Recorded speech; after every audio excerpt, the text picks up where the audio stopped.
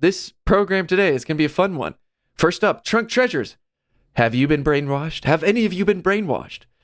Big Ear Bulletin. You get a Bible. You get a Bible. Everybody gets a Bible. If you're too young for that reference, do you even know that reference, Monty? Yep, I get it. Okay, that is Oprah I was Winfrey. probably people. there when it happened, so I wasn't actually there, but yeah. No, I saw it on TV. I remember when it first aired. Everyone gets a car. Anyway, that's Oprah. More religious violence. Unfortunately, we're going to have to talk about that. But first, through Elephant's Eyes, Minecraft YouTuber leaves the church. There's a video that's going crazy because the creator has a huge following. In fact, let's get started with the Through Elephant's Eyes segment.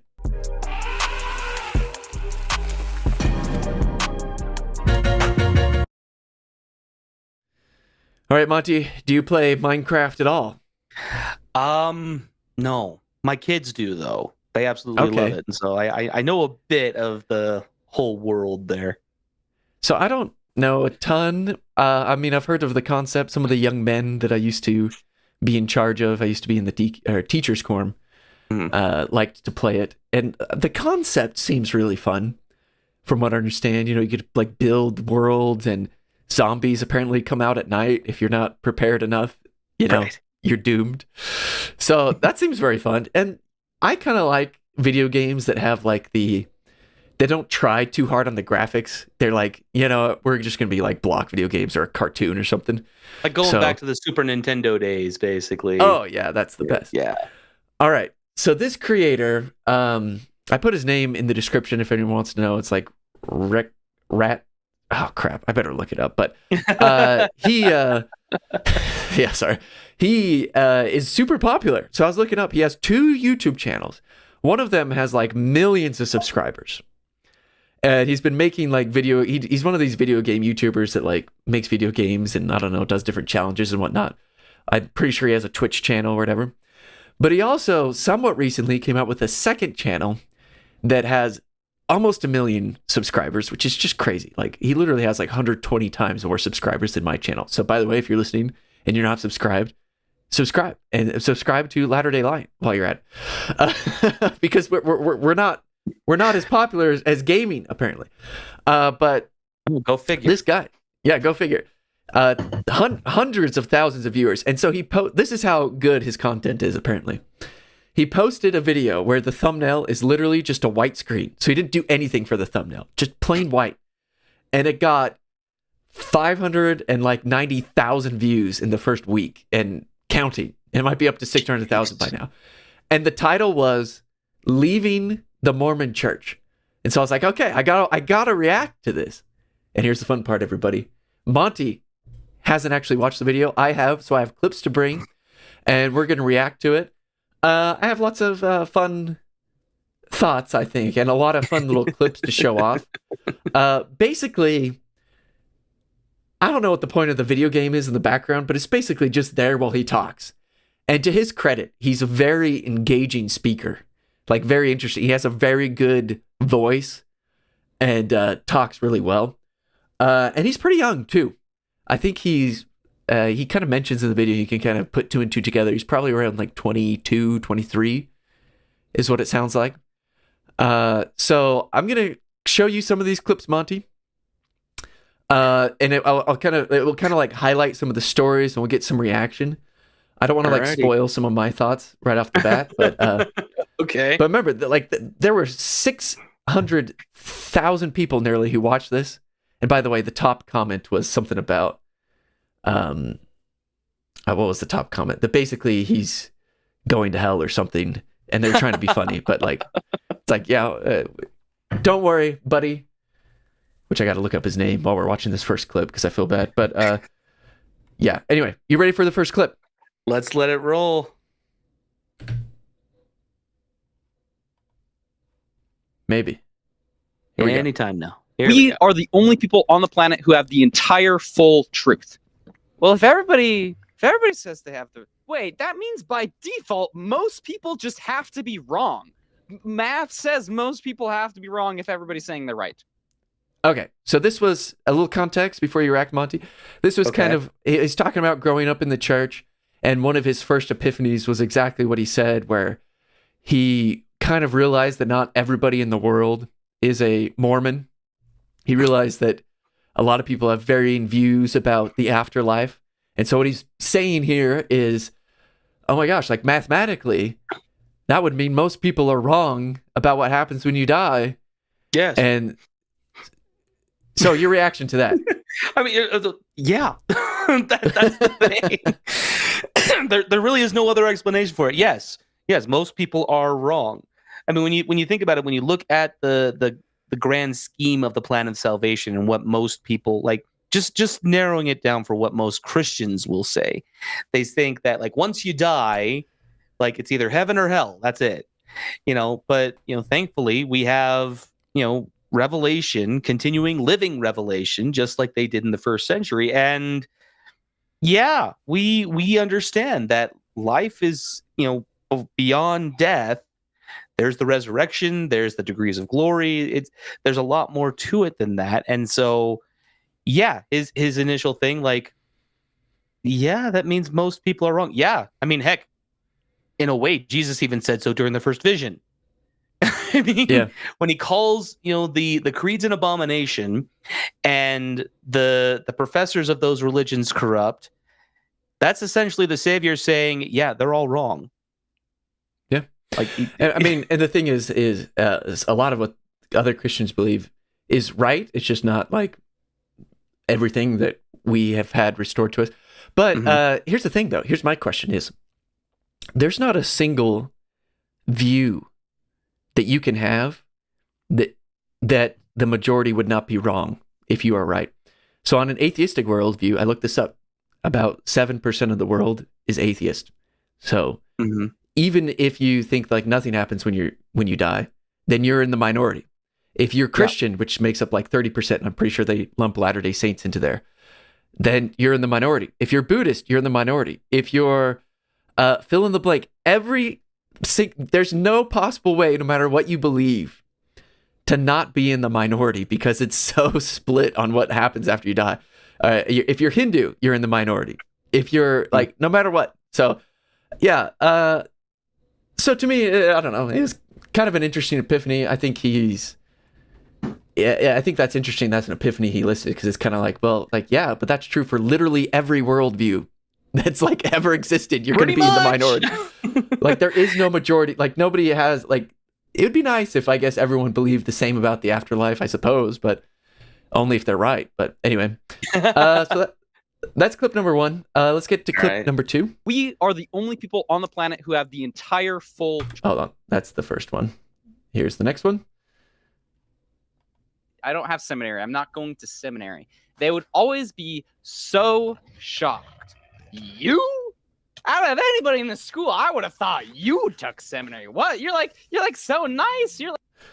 Okay, so wait, before we do that, like, where did this kid grow up? Utah. Yeah, he grew up in Utah. Okay, all right. Yeah. So he wasn't doing the early morning seminary. But he basically is describing here that he kind of had doubts about the church even from a young age, and he didn't know what to do with them. He tried really hard to participate as fully as he could. He said he prayed and he didn't really feel anything, but he just kind of kept participating. But when it came to seminary time, he was like, I don't really want to enroll because I don't believe in this stuff. So he's really nervous and kind of told his parents, he was a little shy, and he was like, look, parents, I don't really want to take seminary. He was nervous that his parents were going to be like, no son of mine will not take seminary, But they turned out, they're like, okay, that's fine. What classes do you want to take? And so what he's describing here is like, he never took seminary, and people in his school, because he acted Mormon, were always surprised to find out that he was not in seminary. They're like, what period do you have seminary? And they're like, what? You don't have seminary? You're like the nicest kid in the school.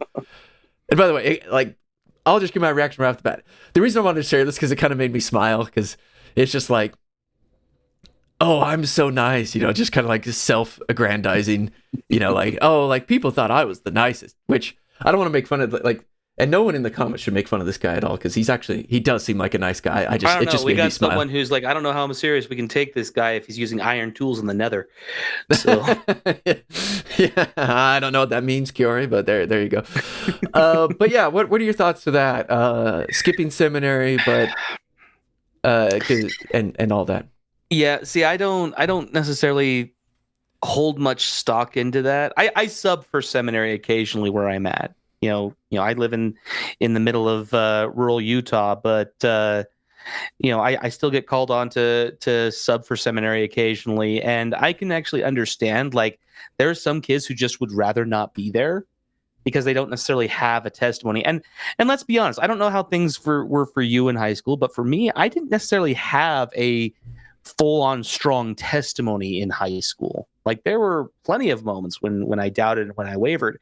Now, admittedly, yes, my folks did kick me out of bed each morning to go to early morning seminary, as it was in Southern Utah or in Southern California. But the kind of looking back, a lot of it did kind of help with my understanding of the different scriptures, and it did help when I went on my mission and everything like that. Based on how this guy is talking, he didn't even go on a mission from what it sounds like, did he? No, he left the church as soon as he turned 18. Okay, all right. Yeah. See, that's the thing. Like, I kind of wish his parents did force him to go a little bit. Like, Yeah, I mean, there's something about that. He'll kind of reveal a little bit more into his home life moving forward, but he was grateful that his parents didn't force him into it, which I'm glad he's grateful for that. But I hope that, and by the way, his name is Rec Rap. So that's why I was getting the rat in there. Rec Rap 1 and Rec Rap 2. But if his parents did say, no, you got to go to seminary, I hope, Rec Rap, you wouldn't hold it against them, because you were still a kid. You're not an adult yet. And like, they could be like, it'd be like the same thing as someone saying like, no, you're not taking PE for your extra classes. You're going to take chemistry, So like the same type of thing there. It's like, yeah, sometimes parents can be lame, but it's because they care about us. So I'm glad that he's, is that what it is? Parker spelled backwards? Parker spelled backwards, yeah. I never even thought of that. Parker spelled backwards. Wow. Okay. So I'm guessing his name's Parker. There we go. Rec Rap. Parker. So yeah, I just hope Parker / Rec Rap. Even if your parents did force you, I hope you didn't hold them. I hope you wouldn't have held that against them. Sounds like you wouldn't. Sounds like you're a nice guy. But it's just because they love you and want the best for you. And some parents do force their kids to go to seminary. And you know what? Once you become an adult, then it's on you. But I think parents, that's what they're there for. They can they're there to guide and mold you. And sometimes when you want to do something that they don't approve of, it's like, okay, well, just kind of got to live with them until you're old enough to say, no, I can do my own thing. So, but yeah, any further thoughts on this, Monty? See, and this is the thing, like, it doesn't really sound like the church was really that important at home. Like, they went to church on Sundays and that was it. Like, there wasn't really, based on what I'm hearing so far, it just doesn't seem like there wasn't really a lot of gospel teaching happening in that home. And maybe I'm off base. I'm well aware I could be, casting judgment where there should be, but just the way that he's describing things, it just doesn't sound like there was a lot of gospel learning happening there. All right, well, let's keep going and see what else he has to say. I don't in have the seminary. next clip. Here we go. And now I want to introduce another big component of this story. My parents, more specifically my dad. My dad also left the Mormon Church. And the best thing he ever did for me, I still stand by this, is he left the Mormon Church. Okay, so he later admits that his dad had actually left the church. And it took him years after his dad left for him to leave the church himself. And he said the best thing his dad ever did for him was to leave the church. Which, by the way, let me just say real quick. When did he leave, though? His dad, I think while he was a teenager, I think he describes it, I think his parents ended up getting divorced or something. His dad kind of left the church. and then he stayed in it for another a couple of years until he was 18, and then he finally left. Gotcha. But I just want to say, like, this kid was being really nice about the church. He says he has no animosity towards it. He still has a lot of friends that are in the church. He's just kind of describing his own view of it, or not his own view. He's not even like talking about theology or anything. He's just saying like, hey, he left it because he never really believed it, which we'll get more into that here in a second. But yeah, your thoughts on that? Because when he said that, I kind of was thinking, oh, okay, that makes more sense. Because statistically, you've seen that the kids tend to follow the religion of their parents. And so that doesn't mean it's a guarantee that, like, because his dad left, he would have left, or if his dad stayed, he would have stayed. But in this case, the statistic proves true where the dad's no longer a member. He's no longer a member. He followed his dad's footsteps, which can be good for some, bad for others. But yeah, your thoughts, Monty? Well, and that's kind of interesting. I mean, I'm looking at the comments here and said that's a pretty bad dad if that's the best thing he ever did for his kid. Was leave the church. And you know what? That's kind of the thing too. Like, so does he go into detail about why his dad left? Does he even know why his dad left? Or he doesn't say anything about it. This video is like 20 minutes long, and so he just kind of mentions it right there, which I thought was worth pulling up because I think it kind of gives us a little bit more story about what's going on. It brings a lot of things into clarity because again, like if his parents weren't really pushing this out there, and his dad was leaving the church because he was having his own issues, it makes so much more sense why he would eventually leave. I mean, we see this happen all the time where there is kind of this warning about the generations that are felt because of the decisions that we make, especially in regards to the gospel, right? Like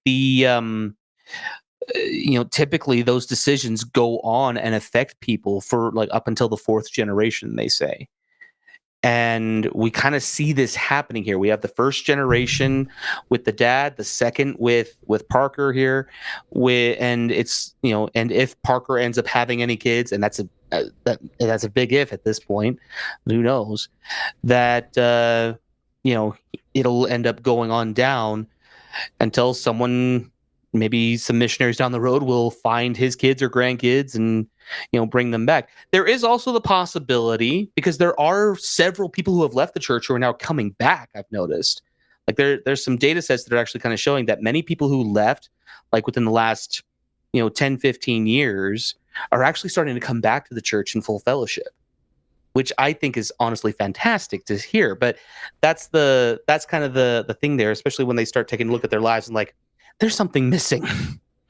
Yeah.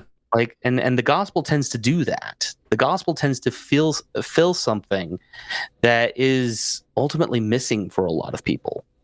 Mm-hmm. So, okay, let's get into, I think, one more clip. He kind of like now I want to introduce another big component of this story. That's the last one again. I don't know why that keeps doing that. Here we go. Here's the last clip.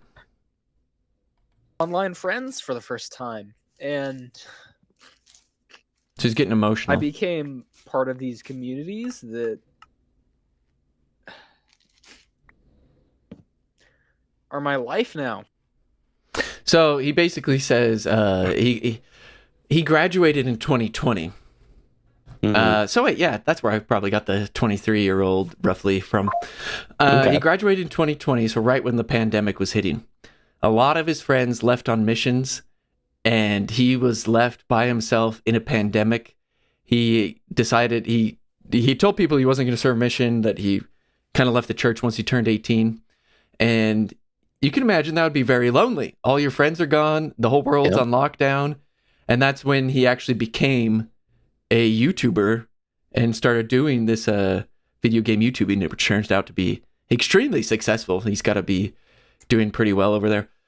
But yeah, and then he kind of gets emotional talking about how he kind of found this online community of friends, and his friends that were serving missions have since come back, and he still says he's very good friends with a lot of them, but he kind of had, like, I guess more or less dark moments, I suppose, while they were gone, and I guess loneliness would be the best way to describe it. But now he's since found solace in a online community. Mm-hmm. And Your thoughts? and that is understandable, honestly. Especially with the effect that he has, nearly 650,000 subscribers. I'll admit, like, I can actually kind of feel his pain. Like, when I was a teenager, especially when I was trying to figure things out, I didn't get along very well, honestly, with many of the kids that was in my ward growing up. But I had to learn for myself, despite all of the other circumstances, what the gospel was about. And the fact that it wasn't necessarily about the people, because honestly, growing up, I was teased relentlessly, for a lot of different things, bullied and everything like that, and even happened in the church. And what really ultimately changed was when I finally gained my own testimony. But that came through a lot of hard work on my end. And, I with that and hearing how emotional he got, like, I can resonate with that. I didn't have a community like that growing up. I didn't have anything like that. And while, yeah, my teenage years were, I graduated high school 20 years ago. And the, what I have since discovered and what I have since experienced, I can't deny. There are just many things that I have seen, heard, felt that have ultimately influenced what I'm doing now and how I feel about the restored gospel of Jesus Christ. Well, he apparently didn't get that. Yeah. And I feel for him. Yeah. He says he's happy now. He's just, he's got kind of a lot of people's dream job. He's playing video games. And I think the biggest takeaway from this video, he didn't, like I said earlier, he didn't really say much negative about the church. He actually talked very positively about his experience in Young Men's, the scouting program, in a lot of things with church. His brother ended up serving a mission. He has a really good relationship with his brother. It ultimately came down to him just like never believing. And you know what? In this world, if you have read the entire Book of Mormon, you prayed sincerely, and you just don't believe it, even with your efforts, it's like, well, we can't really like us Latter-day Saints, we want you to do that, but we can't control what answer you get. And if you receive an answer, then we want you to participate with us. Even if you don't receive an answer, we want you to participate with us. But like, what's frustrating to us is when people like don't actually engage with it and just say, oh, it's a bunch of malarkey. But if someone like actually engages with the truth claims of the church, actually reads the Book of Mormon, actually engages with these things and decides, or maybe not decides, but doesn't feel, I shouldn't even say feel, but it just doesn't come to them that it's true. Like, it doesn't resonate, we tip our hat to them, we shake their hands, and we say, well, you're welcome to participate in everything that you want to participate in. We love you. And, this kid, I think we should applaud him for his success. He's doing amazing on there. And he's actually, one thing that he said that like really sticks with him is he grew up not swearing. And so he's one of the only like main gamer YouTubers that's like, uses very clean language. He said freak in there, for example. And I like that.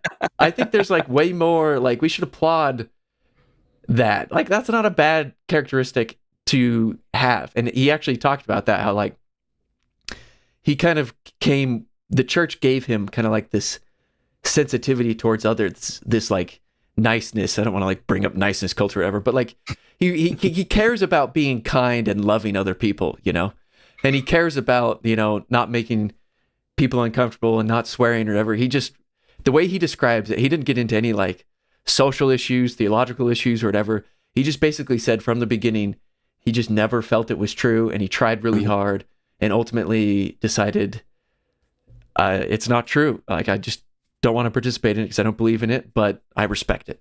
And if everyone were to leave the church in that kind of way, you know what? Like I said, we shake their hands. We say, participate in all the activities you want to. We love you. Come to church if you want.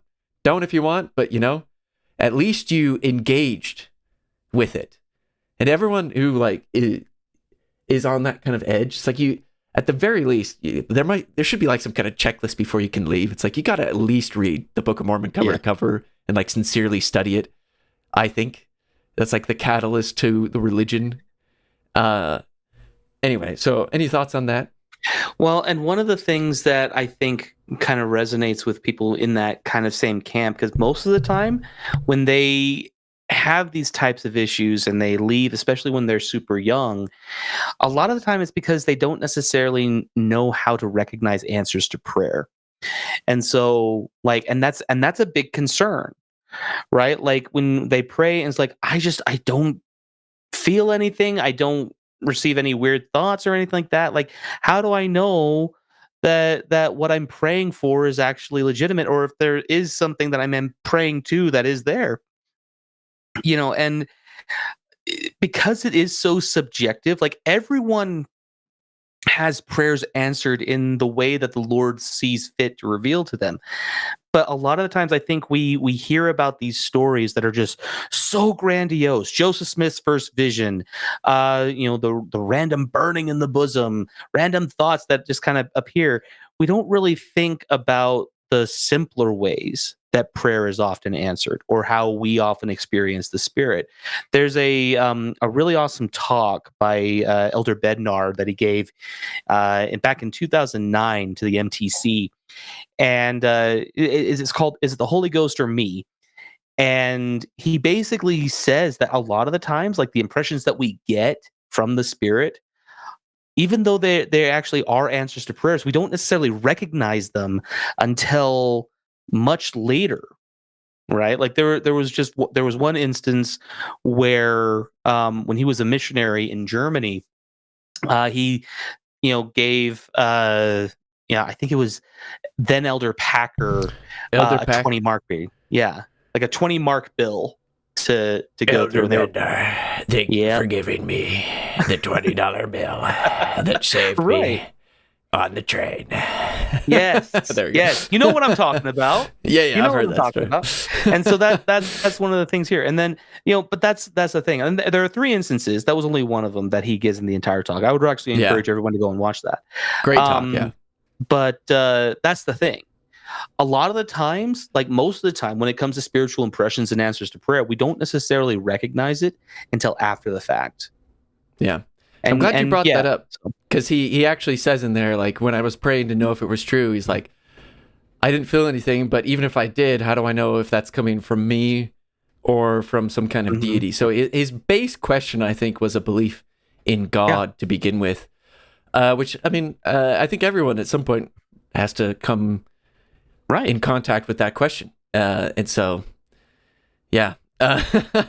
All right. I think this was a fruitful conversation about this, viral video, at least when it comes to like Latter-day Saint space, someone talking about leaving the quote unquote Mormon Church.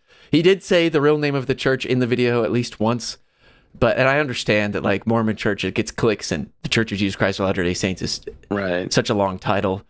But yeah. All right, let's get into the next segment, and I appreciate the people liking the President or Elder Packer impression. That's a great story though with Elder Bednar. I think I saw that in the MTC, so everyone ought to check it out at some point. But let's get into the next segment, which is the Trunk Treasures.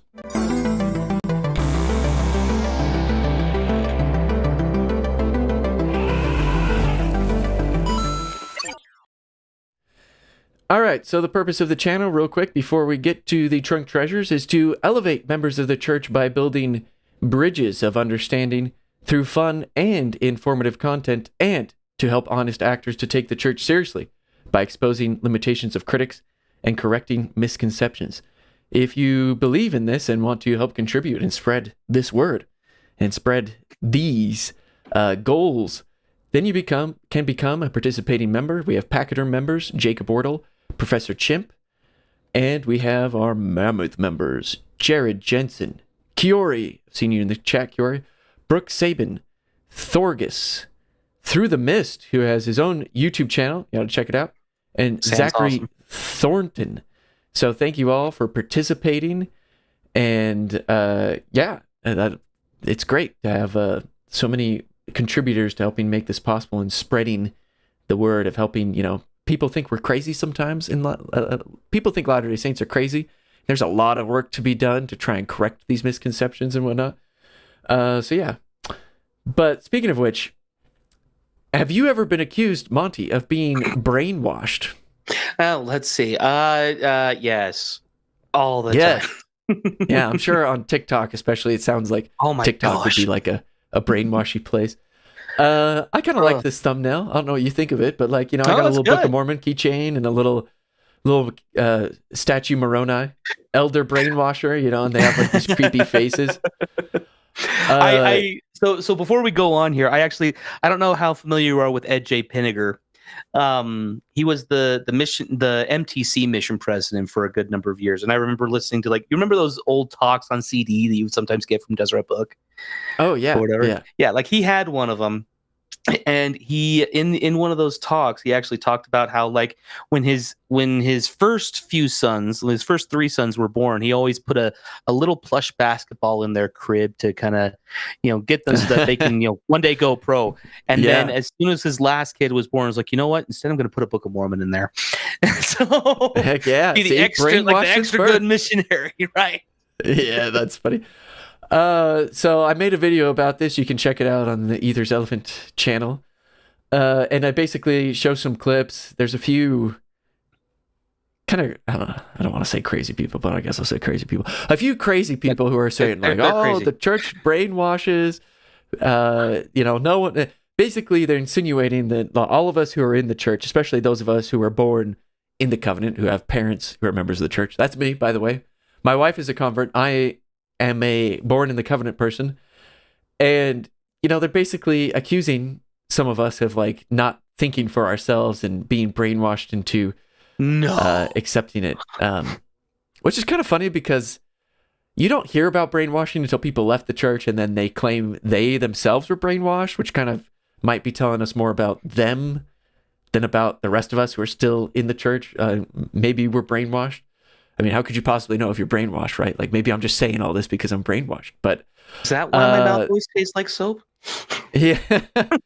Well, let's look at some of the comments on this because I thought there were some interesting things. By the way, if you check out the video, there's clips from Alyssa Grenfell. There's clips from a few different voices who are talking about brainwashing. Alyssa Grenfell loves to talk about how this is how brainwashed I was. We're going to read my old missionary journal and see how brainwashed I was. But let's take a look at these comments, Monty. So, Kiori, I had to put yours in here. This is funny. Kiori, you're funny, man. And I like the new little image you got here. You got to tell us if you're working on something. I know you had some stuff in the works. You can check out his book on Amazon, by the way, at Nephi's Tabernacle. But you assume I have a brain worth washing. Yes. So that's fun. But here's what some people were saying. This is the polytheist, but with the THA. Says, Not I'm sure not why sure. adult conversion to any religion doesn't immediately refute this. Yeah, that is very, very true. Yeah. Especially with how many adult converts we are getting now per year. Oh yeah. It's insane. And as an adult myself, because I am an adult, I mean, I could leave if I wanted. I mean, I can do whatever I want. I'm an adult. That's what being an adult means, right? I guess I'm technically an adult. That's still up for debate as whether or not I have the maturity of one. Yeah. So yeah, I kind of agree. I don't know, but there's some people who kind of take this thought seriously, and I thought it was worth making a video on. Someone said, my dad is anti-Mormon and my mom is inactive, and I am active. So Soldier Boy, U8J, good on you, mate. We'll just assume you're Australian for whatever reason. But yeah, I mean, I know there are so many counterexamples in the video that's I hope people don't assume that others are brainwashed. We don't think other people are brainwashed, right? I'm not assuming that someone because they belong to a certain religion is brainwashed, or someone who, feels that atheism is the most rational perspective is brainwashed. I actually think you can arrive to atheism rationally. That doesn't mean it's correct. I think you can also arrive at theism very rationally as well. In fact, the Latter-day Saint theology is quite powerful in that regard when it comes to philosophy. Yep. And anyone who's more interested in that should definitely check out some of Blake Ostler's stuff. But the point being is like you can end up in different places. One theologian put it this way, and I think I might have mentioned this in the past, but it's worth bringing up again. He said that when he's talking to an atheist, he says, we both have a rational point of view. And the difference is what axioms we bring to the table. The axioms meaning like, where do you start from? Like what given truths do you start from in order to arrive philosophically at the conclusion? And he said, and those ultimately have to be a choice. And the axioms that you're choosing as the atheist, what do those lead to? A lot of death and destruction, unfortunately.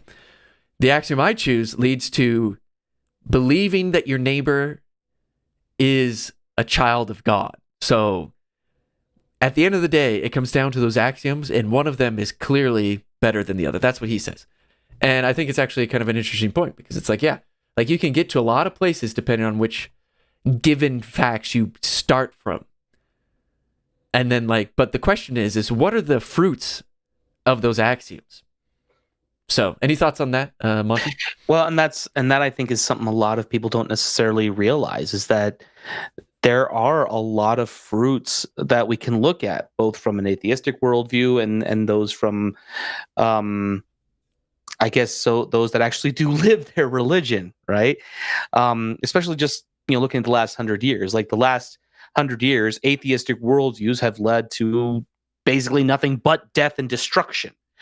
Whereas, there are other specific worldviews that, can lead to the same place, but and forms of oppression in their own right. But like, for instance, when it comes to the restored gospel of Jesus Christ, what are the kinds of people that actually do live their religion like? What are the fruits of that, and how does that work? And so with what we see here, like, even with the last segment with Parker's video and everything like that, when looking at the fruits of how he grew up and everything, there's still a lot of good there. He obviously doesn't believe it, but the good that comes, and he would from even living admit the it as gospel. much. He even says as much that there's like a Right. lot of good. Yeah. And so lot of that's good. the thing is that like where these good fruits come from is at the very least worth investigating. Yeah, So for sure. Okay, let's look at the next one here. I brainwashed myself. Whoa, I have talent, said Explorer of Mind. Great name for that, by the way. I brainwashed myself. So I mean, kind of at the technically, end, we're all supposed to be converts anyway, regardless of whether or not we're born in the church. totally. So- No, like I don't think you can stay very long in the church if you don't. Right. I mean, from the beginning, you're almost taught over and over that you need to find out for yourself. Joseph went to the Grove of Trees to find out for himself. You need to do the same. You need to engage with this stuff seriously and come for an answer, so you don't just rely on someone else's testimony. At least that's what I was taught a lot. But yeah, no, it's what I was taught too. Like, and anyone who actually reads Joseph Smith's history and his own approach to things, like anyone that tries to say that the claims of the Church of Jesus Christ of Latter-day Saints are really just one big trust me, bro, obviously has not read our scriptures or knows our history, like at all. Yeah, just trust me, bro. Isn't that like a funny meme? Yeah. Okay. Just trust me, bro. Let's get into. Oh, sorry, I'm giving away the next segment. Last segment here. This is going to be reacting to the breaking news of the week. This is the Big Ear Bulletin. Run.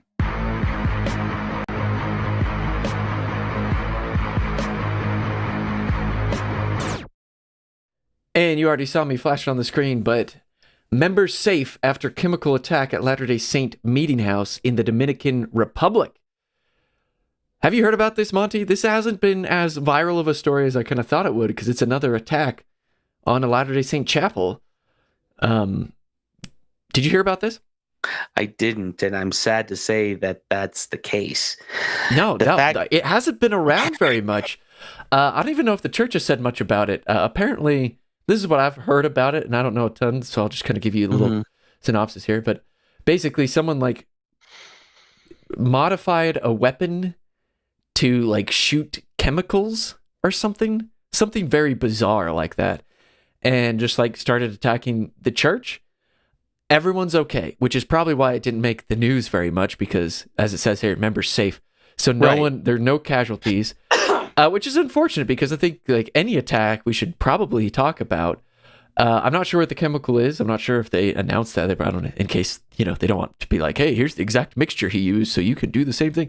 No, maybe they didn't announce it. I just didn't look into it that much. But no, yeah, it's there are like, actually, if you are looking for attacks on LDS churches, apparently these are somewhat probably more common than you'd think. The biggest one in Michigan obviously was a big deal because there were casualties and a giant fire. And then there was an electrical fire that happened in Sydney like a couple weeks after that. And a lot of people were thinking, like, well, is this another arson? I thought it was initially arson for a while. But the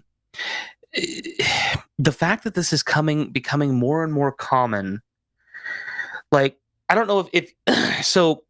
A part of my background is actually in news and broadcasting. And one of the things that we learn about is that what ultimately is newsworthy. Dog bites man, not so much newsworthy. That happens all the time. Man bites dog, on the other hand, that is newsworthy. Man bites dog. The fact is that these are becoming more, and with how more and more common these are, this is becoming more like a dog bites man situation as opposed to a man bites dog. Yeah, and that unfortunately very much worries me, because because we've gone through this before in our history. We've had executive orders levied against us as a people. Yeah, that was on the books for almost 150 years, and I've actually had people straight up say to me that there should be another one, and it shouldn't just be relegated to one state. It should be worldwide. That sounds like a dangerous person. Was the FBI listening in? That sounds like a legit threat.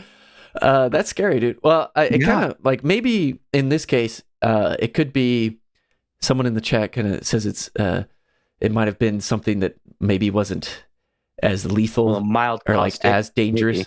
Maybe. Yeah. So like maybe that's why it's not much of a story, because like maybe it was some idiot playing some weird practical joke or something. I don't know, but still, I'm glad everyone's safe. But that's not the only violence that's going on. No. Curry says holy water. He puts it in sacrament water.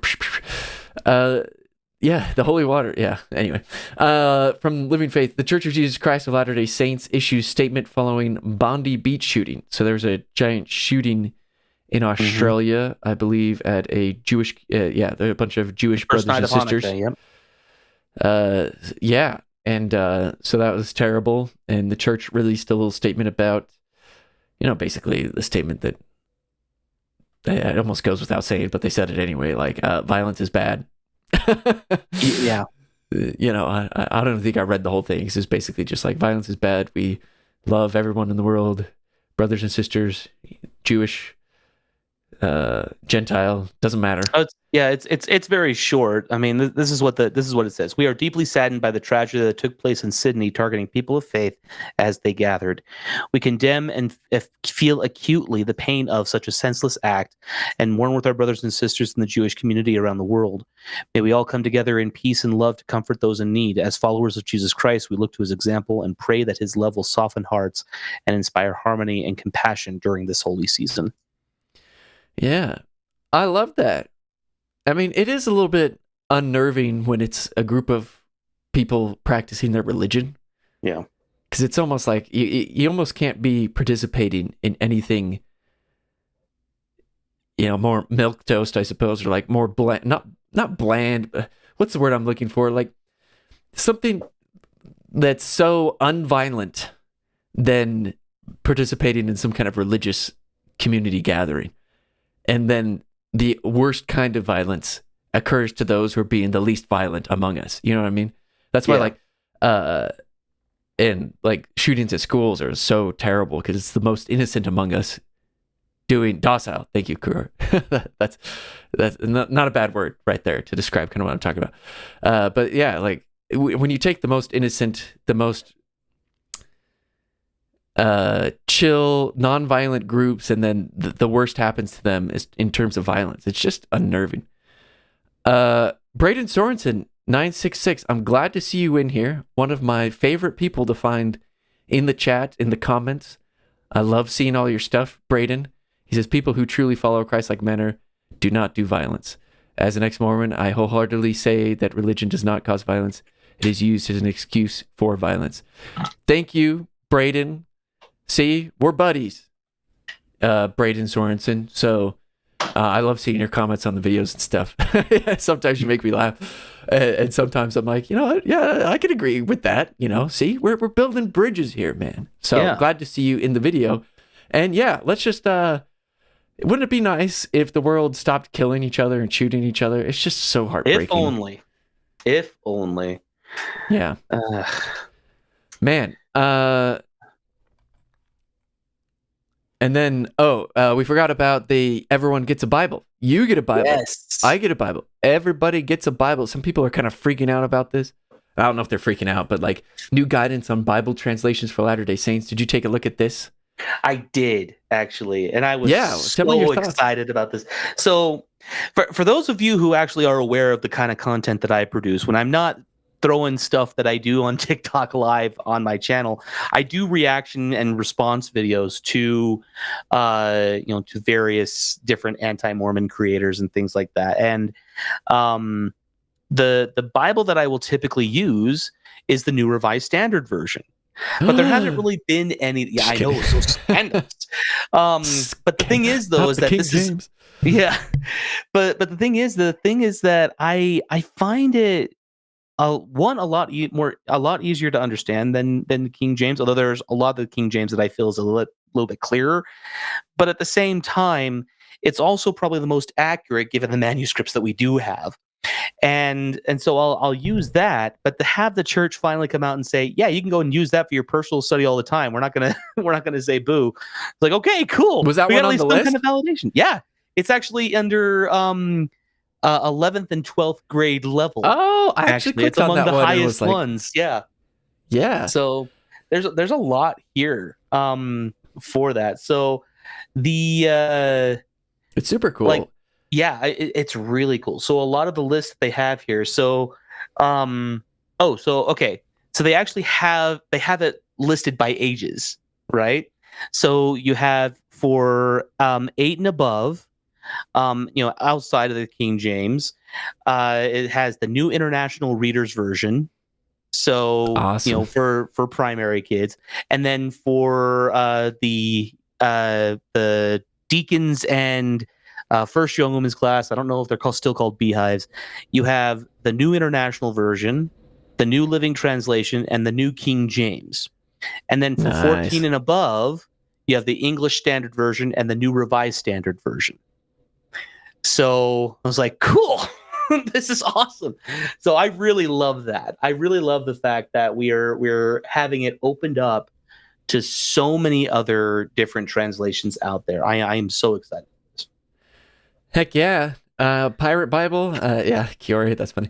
The Pirate Bible is cool. So it's I want funny. the Klingon Bible first. Klingon Bible. Yeah. Here's the thing that I think is worth pointing out, though, because some people think that we were like married to the King James Bible, which we never really were.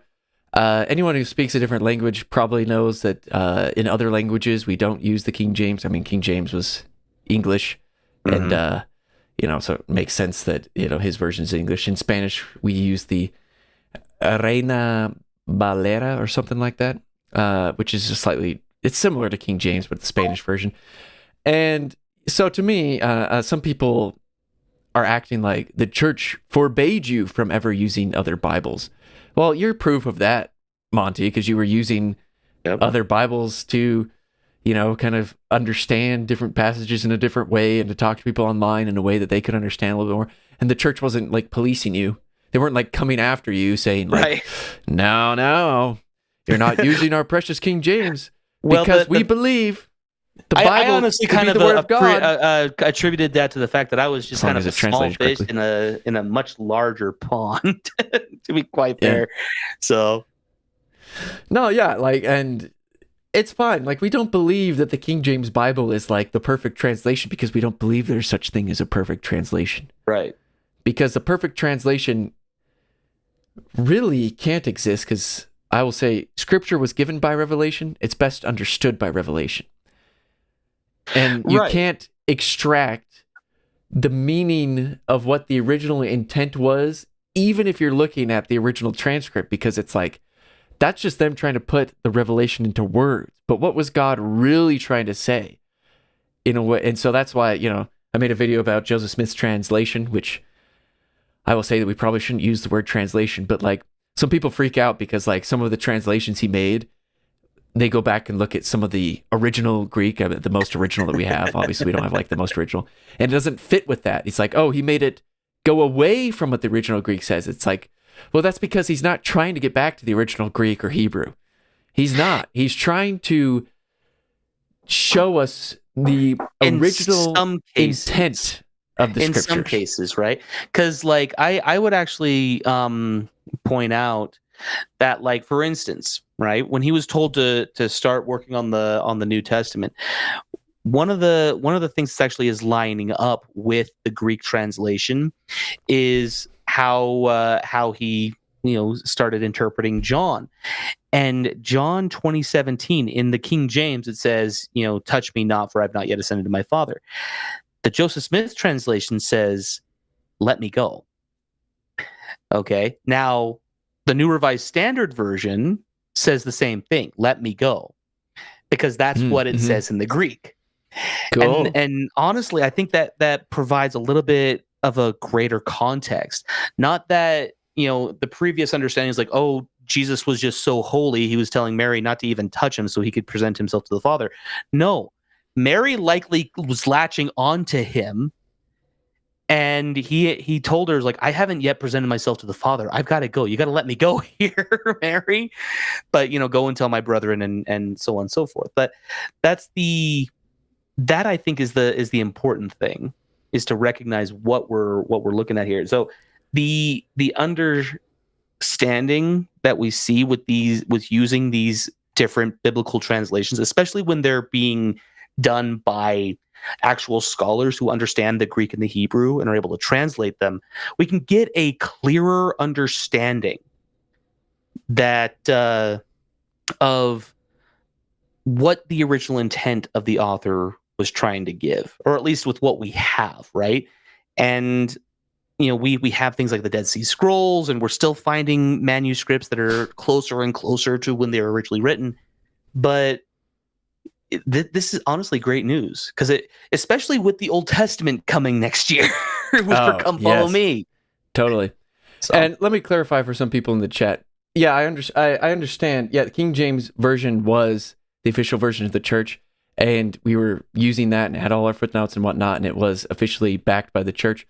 What I'm kind of talking about is like some people characterize this change, certain friends and like even people outside of our church were basically insinuating that like you weren't allowed to look at other translations of the Bible, that you weren't allowed to look outside of the King James Version. So I know that King James was officially like our official version that we used, but what I'm trying to say is like you weren't not allowed to look at other versions like Monty did. It was more like that's what we use at church. That's our official version. So I just wanted to clarify that. Yeah, and that's the thing. Like with what Gazalem said in the comments here, no other English translation is authorized by the church for use in its official work. And this is the same type of thing. That hasn't changed. But what it's talking about is at-home study. And like, for instance, with what myself, Jacob Hansen, so many other Latter-day Saint creators will say is that we're not officially working for the church. And so when we use other versions beside the King James, we're doing things based on our own study. And not once has the church come down and said, "Oh, you're actually are representing the church." You know, that makes no sense. And I want to get back a little bit into the Joseph Smith translation stuff because there are, and I think one scholar put it this way. How dare I give a scholar credit, but I will. He's a Latter-day Saint. There's different. I saw this on Keystone, by the way. So there's a video on the Joseph Smith translation on there that I watched in preparation once I decided I was going to make that video. There are like different different types of Joseph Smith translation. So famously, he didn't like fully finish it. I know he finished the whole Bible and made it from beginning to end, but he was still kind of making edits and revisions to it, and then he got killed. So like it could have been something maybe a little bit different. There are definitely parts that were like, obviously what we have in the Pearl of Great Price, the Book of Moses, that's like extremely revelatory. Joseph Smith Matthew. Amazing stuff. Joseph Smith Matthew. But there's other parts that are just more like commentary, almost like he's writing in notes of like, maybe he's going to go back and look at it. And so this scholar kind of thinks there's kind of three different tiers to the types of Joseph Smith translations. Some that are like straight up revelation, some that are like this level of inspiredness, and another one that's kind of just like commentary. I think that's right. And so I think understanding that nuance can kind of help clarify, because there are moments that are really cool, like what you talked about, where his translation lines up with the original Greek or Hebrew that King James Version kind of misses out on, or maybe other versions miss out on. But there are other parts where people find it, like this person on Mormon Stories, for example, he's a seminary teacher who kind of freaked out when he was like, oh, he actually rewrote something that now made the mistake, because apparently in Matthew or Mark, one of the two, it says it correctly, and the other one kind of quoted and then added something, or like the scribes later on added something, and what Joseph added in what the scribes added. And so understanding kind of that level of nuance, I think, as well as knowing that this is a revelatory experience, not like he didn't have like the manuscripts right there to use. In some cases, he 100% was trying to restore that which was originally written on lost parchment, because that's explicitly like what it says somewhere in the scriptures or somewhere. Well, and in some cases, he actually did have access to the Greek and the Hebrew. Like, and some, like, I mean, that was one of the reasons why, like, especially in Kirtland, he was taking lessons from a Hebrew scholar. But he didn't know it really well. You know, he was trying to learn Egyptian with the Book of Abraham, and clearly he didn't know Egyptian very well, which kind of makes the Book of Abraham even more miraculous, because like he got some of them right. How did he get some of them right? Right. You know, some of them are like up in the air of whether or not he got right. I know some people like to just say that he got them wrong, but it's like, well, there could be a lot of interpretations. Right. Anyway, and that's the thing when it comes to any... Right. Well, I will say this before we move on. Like, and this is the thing, like when it comes to pretty much anything that Joseph did, like whether it's the Book of Mormon, Book of Abraham, time has borne him out. The more time goes on, the more it turns out he was right. So, you know, people who tried to disparage Joseph for supposedly getting the Book of Abraham wrong, or like the supposed anachronisms, honestly haven't done much study on it, really. You heard it here first. Yeah. All right, Kiori, that's the end of the news. I think it's exciting. I'm excited too. I don't like the characterization that we were like, I don't know. Yeah, I know like Jehovah's Witnesses have like their translation of the Bible and they kind of stick very much to it. That's not how the King James was for us. But that was our official Bible. But yeah, new guidance on Bible translation. Great stuff. Monty, where can people find you? Monty, yeah, you Lion, can find me on YouTube, Instagram, TikTok, and on X, though I'm not on there as much as I used to be. All Latter-day Lion in each platform. Hope to see you there, and you'll get some apologetics with Bite. Come over and have some fun there. Ooh, that fits the lion name. All right, well, that's Latter-day Lion. This is Ether's Elephant, and we'll catch you in the next one. Thank you so much for watching.